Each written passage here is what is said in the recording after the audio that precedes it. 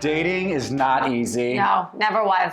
And you know, it's time to... Now it's probably even harder. Exactly. Why is it harder today? Because it's like so easy, right? It's just like Swipe.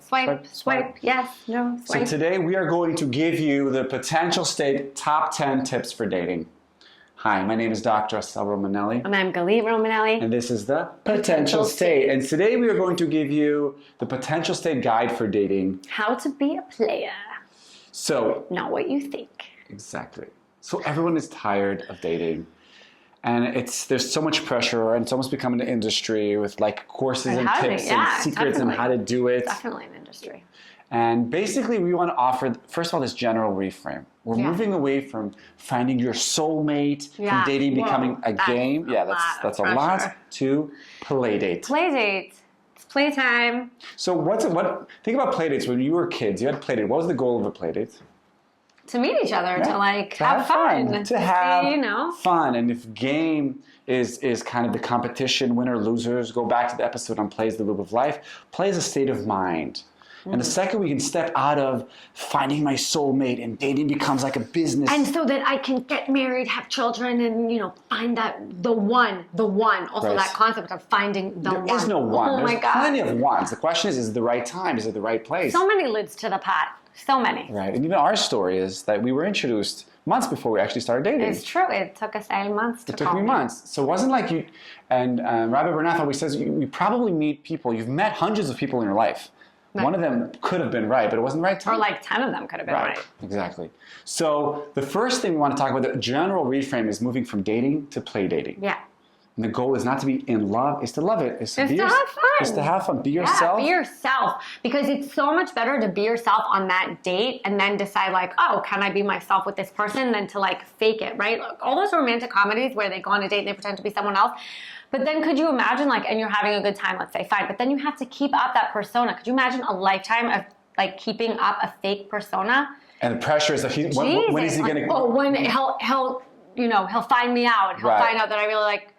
What? No, just be yourself. And then if it doesn't work, great, move on to the next person. I see this all the time. So like, I didn't tell him I'm going to therapy. I didn't tell him my parents are divorced. I didn't tell him all these First date, I always just like tell everything right away. All right. So we're starting our tips. Before dating, this is our first tip.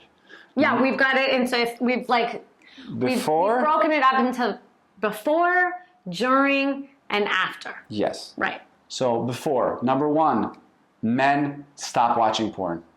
Stop consuming adult content. It messes with your brain. It gives you an unrealistic expectation of how intimacy and sexuality looks like. Instead of that, I highly recommend Terry Real's book. Oh, yeah. How Can I Get Through to You? Or I Don't Want to Talk About It. And for women... And for women, stop reading those cheesy, trashy magazines because they don't make you feel better about yourself. They're probably full of just trash misinformation, and instead, read things like Vagina Wolf, Vagina, I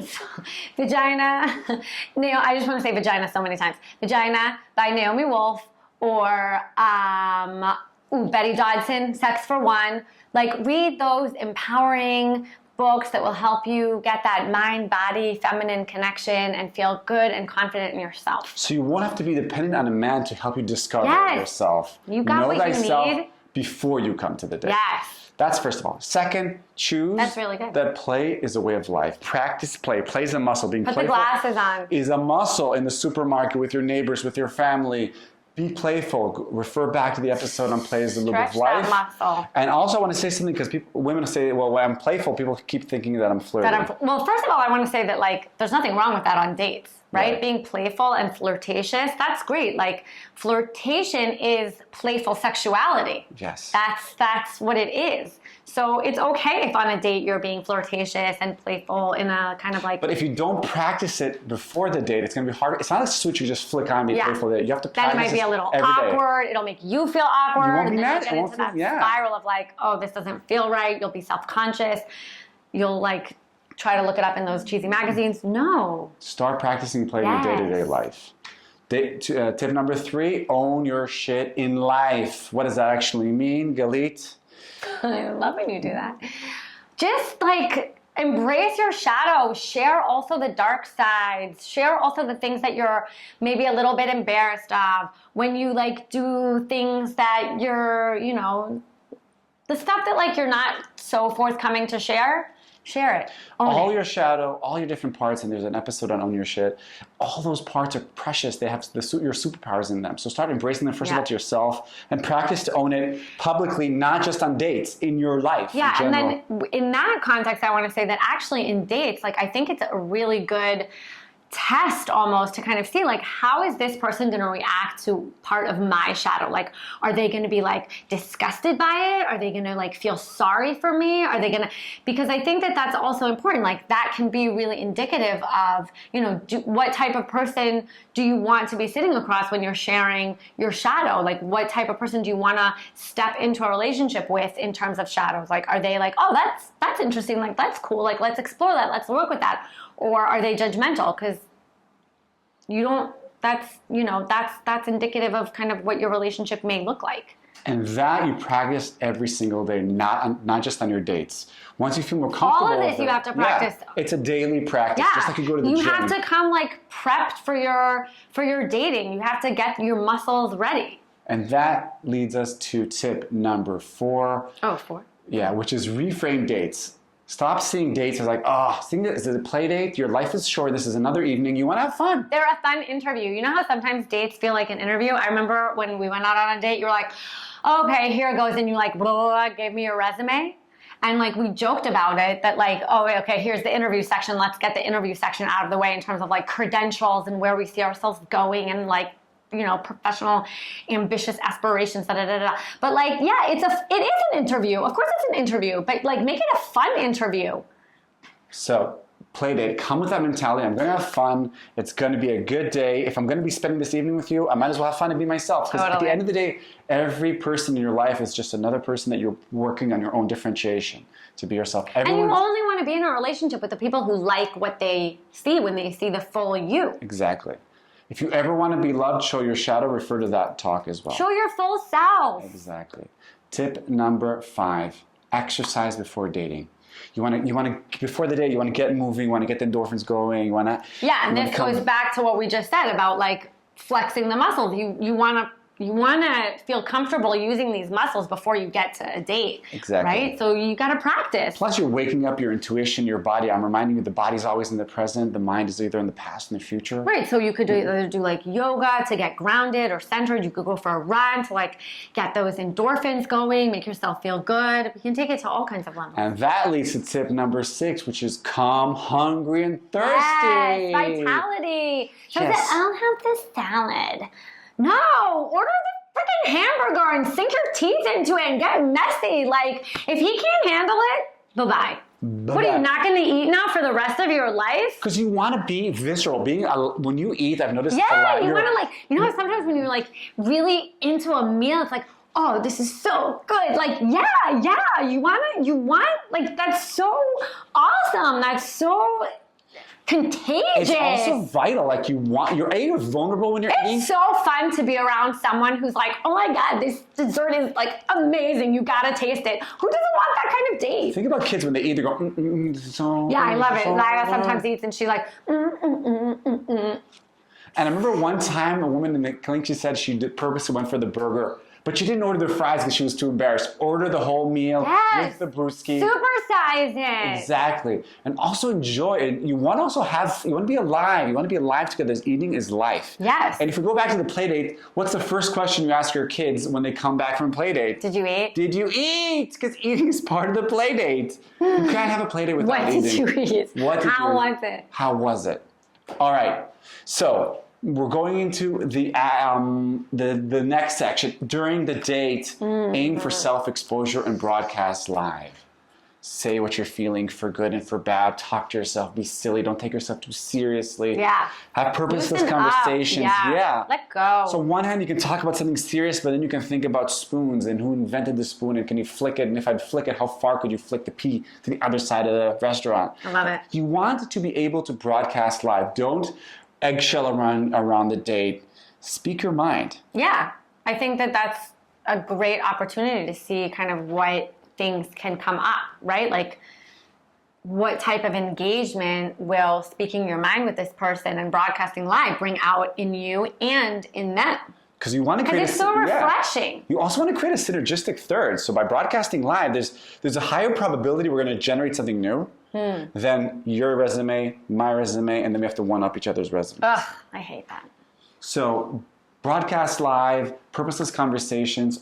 Don't try to be efficient. Don't try to be thinking 3 steps ahead. Be right enjoy. Here. Just enjoy it. It's not just enjoy it. Nah. Nice. Toward the end of the date, and this is tip number 8.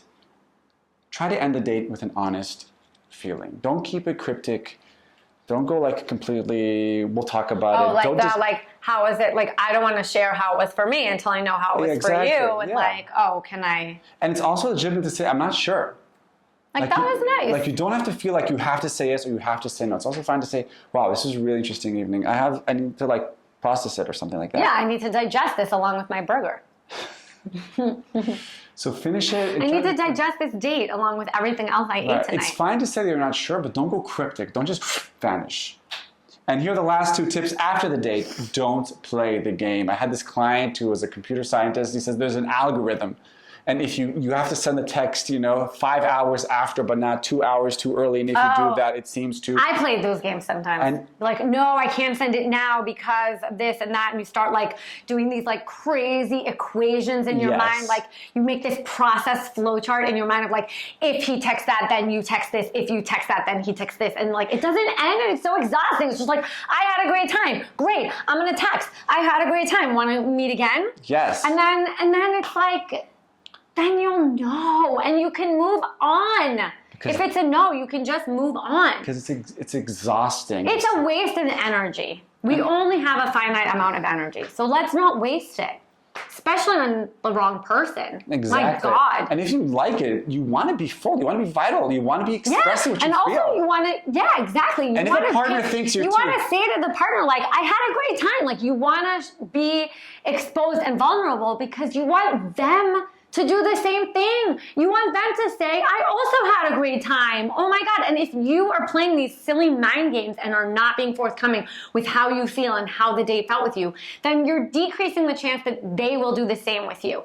And you know what? You risk being rejected, but you gain an authentic relationship. Boom. And if you think about it, if you go back to the art of intimacy, there's self-exposure and self-presentation. Self-presentation, playing the game, you're going to get more self-presentation breeds self-presentation. And self-exposure breeds self-exposure. This will help you weed out whether this partner, this person has the possibility of broadcasting live with you and growing with you. Meeting you where you are. Or they're just stuck in the presentation because you went wrong in the algorithm. Right. They're gonna, and if they do that, no, bye-bye. I'm on a managerial trajectory. I'm really sorry. I can't diverge to an artistic trajectory. Exactly. And our last tip is give it another date. Unless your body is saying no and it's a no, there's a high probability, especially as we get older, that we're first going to say no before we say maybe. No, assess, yes. Right. Though I do want to say that if you do find that you've done all these things and you have kind of flexed that muscle and you feel comfortable using that kind of muscle of play on your shit and it feels like your body's like, I don't want to, then listen. Like listen to what your experience and somatic feeling is telling you. So that is... like, don't force it. If it feels wrong, if it feels wrong, no. But if you're not sure... right, but you have to be honest with yourself. You have to own your shit. Did you do all the other tips? Right, exactly. If you didn't do all the other tips... oh, I'm saying no because, like, actually there's stretch here.